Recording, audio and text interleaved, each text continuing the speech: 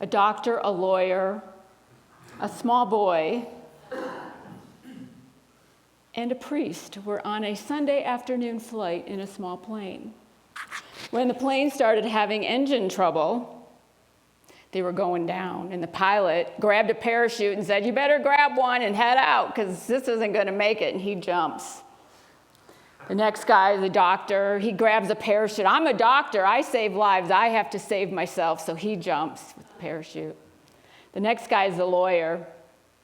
"I'm a lawyer, and I'm one of the smartest people in the world, and I deserve to live," so he grabs a parachute and he jumps. There's one left. The priest looks at the little boy and says, "I've lived a long life, son. I want you to take it. You've got your whole life ahead of you." And the boy says, "Father, it's okay. You can take it. There's one behind the seat. That smartest man in the world, the lawyer, he took off with my backpack."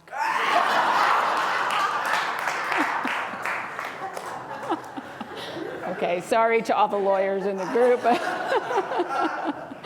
But we're talking about intelligence and being smart and wisdom and gaining wisdom. Yesterday, I was on a walk late in the afternoon, and I ran into this guy twice. He was going the other way, and he had a T-shirt on that said, 4 out of 3 people in the world struggle with math. Okay, wait a minute. Is that supposed to be funny, or do you struggle with math? But so I thought it was really amusing, because I was contemplating this talk and talking about spiritual intelligence. Like, okay, math intelligence is not spiritual intelligence, and book intelligence is not the same, and being a lawyer is not the same as spiritual intelligence. Spiritual intelligence is wisdom.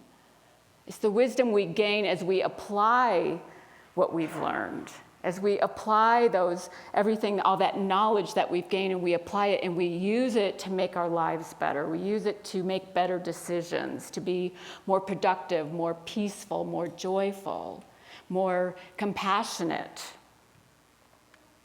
We look at the world today and all its conflict globally, and it doesn't seem like we've applied our knowledge very well or learned from our history. In fact, Roger Walsh says, "A mere glance at the extent of suffering and insanity in the world makes it painfully clear that wisdom is in desperate short supply." We're using this book, Essential Spirituality, for our fall program. This is week 6 of a 7-week program. And it's all about how all the great religions agree on so many things that are important. And cultivating wisdom or spiritual intelligence is really important to having a good life, to having a full life. Why is it that if we're supposed to get wiser with age, we don't seem to be learning anything? We don't seem to be applying that knowledge. Well, wisdom has little to do with age, unfortunately. Time itself does not guarantee that we will become wise. We have to apply it. We're more likely to keep doing the same things over and over and over than learn something new because it's comfortable. Most of us don't like to make mistakes. And when we make a mistake, or when we think this is something we could learn from, instead of learning from it, we tend to just go back to our own ways, our old ways. It's comfortable that way.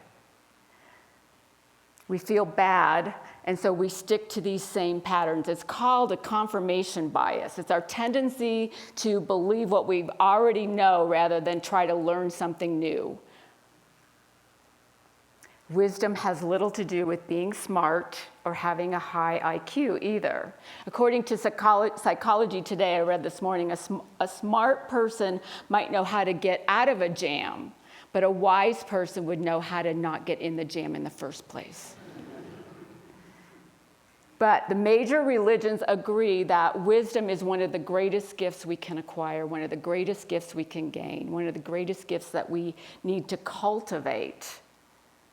And we can overcome confirmation bias. We can. We have this ability, and Unity teaches one of the 12 powers is this ability, our power of judgment, our power of wisdom, our ability to discern, to learn. We have to be willing to do it, though, to use it. We're always using these 12 powers, but we don't always use them consciously. And wisdom results from applying our lessons, our life lessons, our mistakes, our knowledge that we gain consciously to understanding the central issues of life. So, but if it's not comfortable, why would we want to? Why would we want to? So much of life is a mystery. It's just a mystery to us. So much of life. And there's no model for where we're going because we've never been there. So much we don't know. Everything is moving faster, everything is transitional, and no decision can be final in today's world. We just can't. We can't afford that. There's nothing that is static. Everything's moving. But gaining wisdom can help us. Roger Walsh says, wisdom includes finding meaning and purpose in our lives, managing relationships and aloneness, acknowledging our limits and smallness in a universe vast beyond comprehension, living in inevitable uncertainty and mystery, and dealing with sickness, suffering, and death. Why wouldn't we want to gain wisdom when it gives us all that? But to gain wisdom or spiritual knowledge, we have to be willing to learn from our experiences, apply the knowledge we've gained, and make better choices to avoid making the same mistakes on and on and on. We often don't want to do that. Wisdom can help us be better humans and live better lives. Our ability to learn and discern from knowledge, experiences we gain along the path, we gain a lot of knowledge. There's so much knowledge in the world. According to Buckminster Fuller, who spoke of knowledge doubling curve in 1982, he said in 1900, human knowledge would double in approximately every 100 years. By the end of 1945, the rate had come down to every 25 years. By 1982, every 13 months. This is the rate of knowledge doubling. Today, every 12 hours.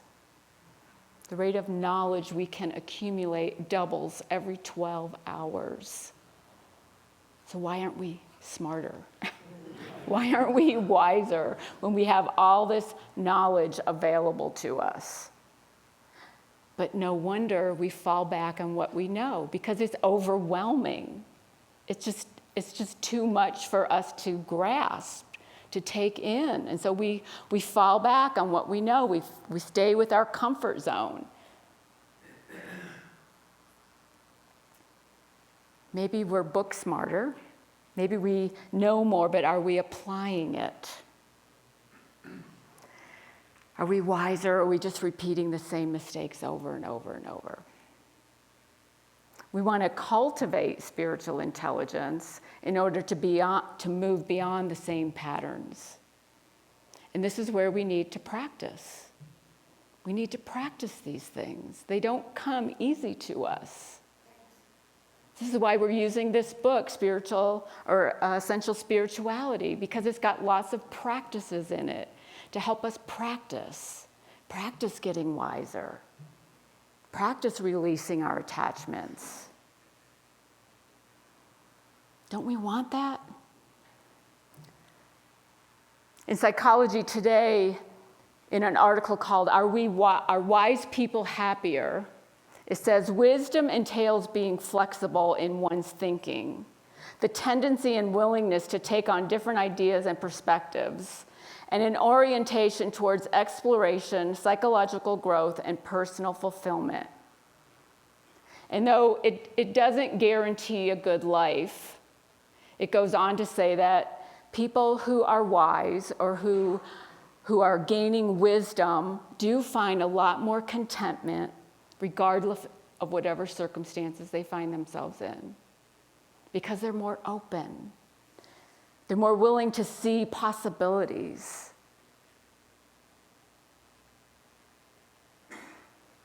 And how do we do that? So how do we do that? Besides practices, one of the things Walsh says is that we have to know ourselves. We have to know ourselves. It's the gateway to learning more about the divine. It's the gateway to learning more about how we can be in this world with other people, how we can have a more contented life. And he says we have to first know our outer selves. We have to know, what do we say? What do we do? What do we believe? Our physical space. How do we show up in the world? And then we need to know our inner self, our hopes, our fears. We have to constantly look inward. We say this all the time here in Unity. We have to turn within. Turn within and get to know who we are. And it's not just our self-image, because our self-image can be distorted. We can see ourselves so much greater or so much less than, and not truly who we are.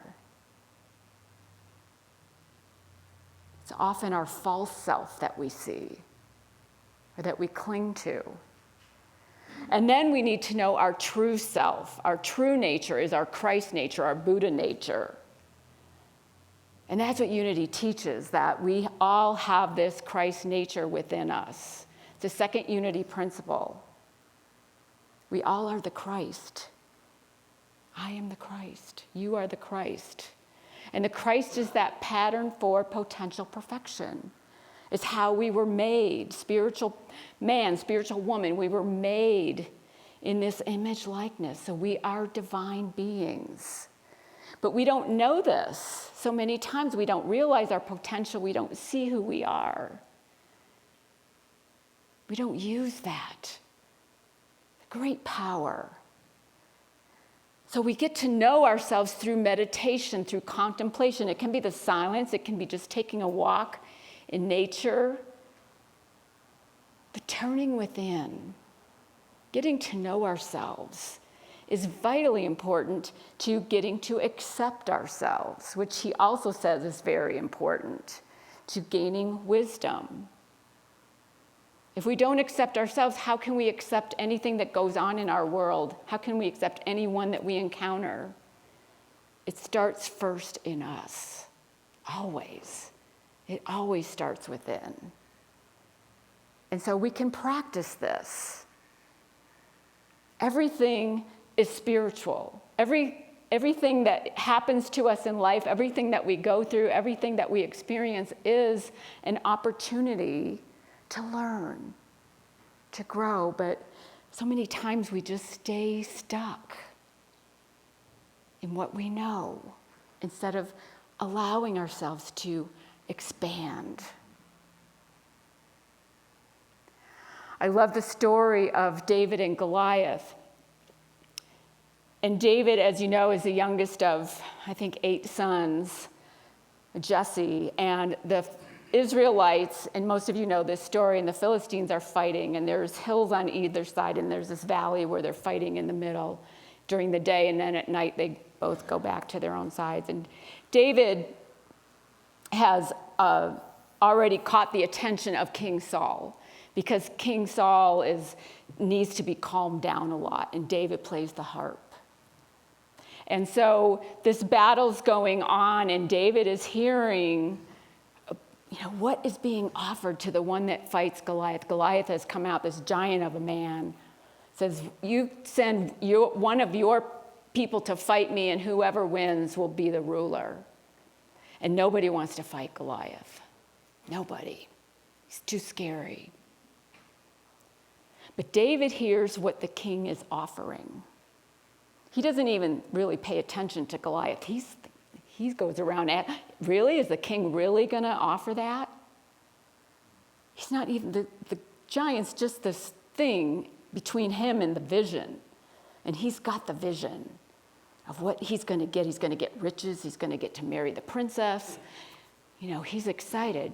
So he decides he's going to fight Goliath. So he goes to Saul because he needs to get Saul's blessing. And Saul, who's already has this fondness for David, doesn't want him to be hurt. He's like, what? You're just a boy. You can't fight this giant. And David says, no, I'm a shepherd, and I have fought lions and bears with my bare hands. I can fight this giant. And so Saul says, well, then you need to put on my armor. Do it my way. Put on my armor. So David puts on the armor of Saul, and he can barely walk. He's tripping over it. He's just a boy. Saul's much bigger, and he's tripping over this armor. And David says, I can't fight like this. I can't go to battle like this. And he takes the armor off, picks up 5 smooth stones, and you know the rest of the story. One shot, right in the forehead, giant falls down. He wins. But this has such a great lesson for us in this particular topic of knowing ourselves. There's nothing wrong with going to someone older and wiser and getting advice. Nothing wrong with that. But what we have to do is discern, is that advice good for us? Is that a path we ought to take?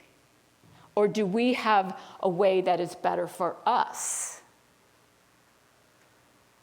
Having spiritual wisdom and knowing yourself knows that there's many possibilities and many options of doing everything.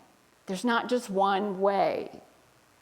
And David, even though he was a boy, see, wisdom has nothing to do with age, he knew himself.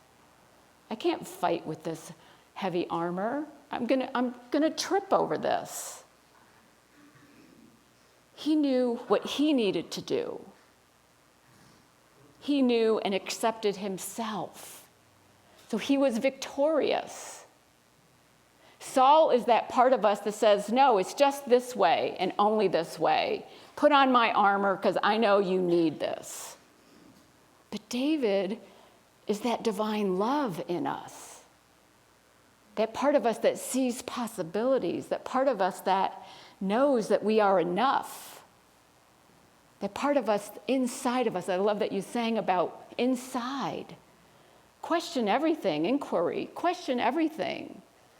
Question other people when they want to give you advice. Is it ring true for you? Know yourself well enough to know what is yours to do. What is yours to be? How do you need to show up? And accept that. That's following our guidance, our divine guidance, and that's using wisdom. Being wise. Following that. It's vitally important for us to conquer any giant in our lives. Anything that stands between us and the vision we hold for ourselves. We need to know ourselves, accept ourselves. So watch your self-talk. What do you say to yourself when you make a mistake? When things don't go as you would like?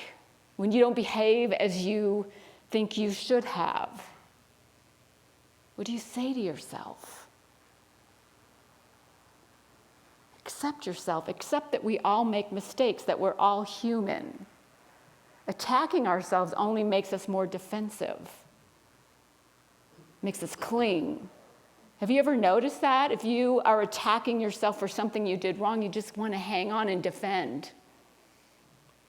Instead of being open, what can this teach me?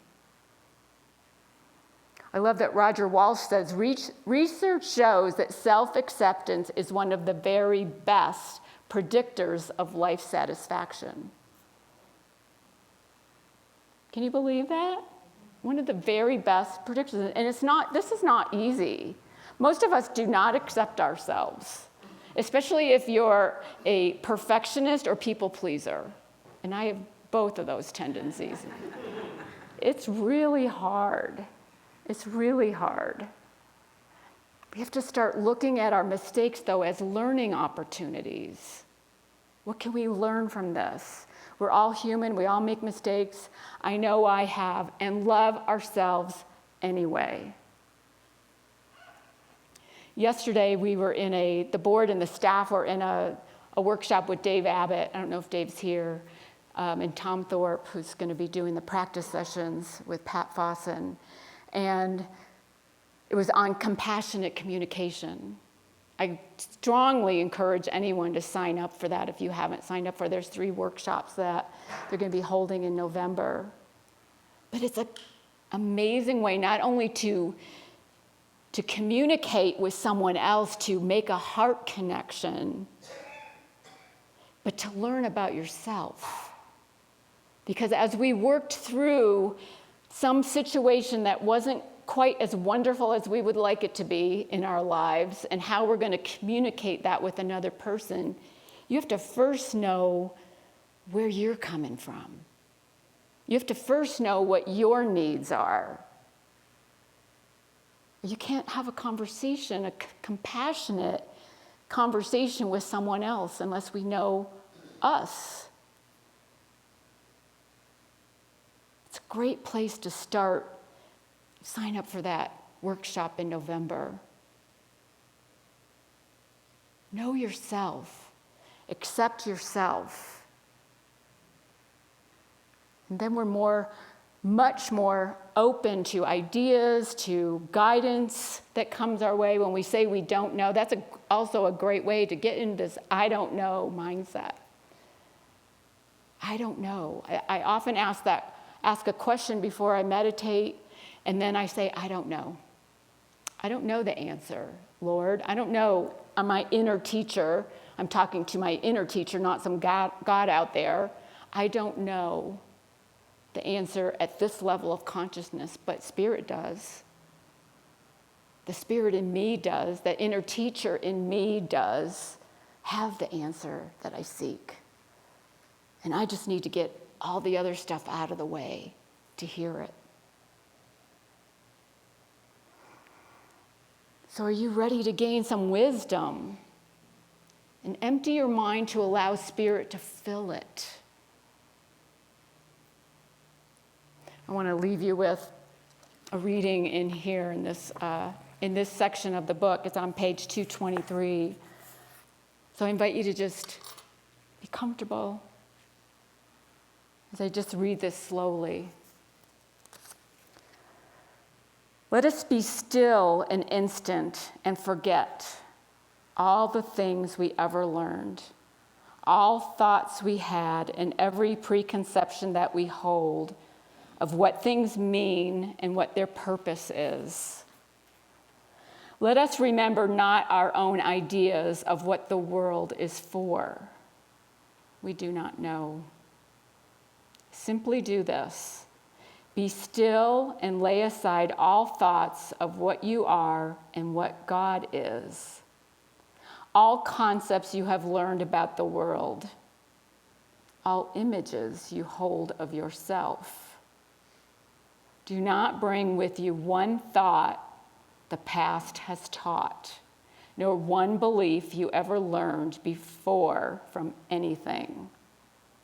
Forget this world, forget this course, and come with holy, empty hands unto your God. So this week I invite you to do that. Come with holy, empty hands unto your God, your source, your inner teacher that is just longing to express the you that you came here to be. Namaste. Peace be with you.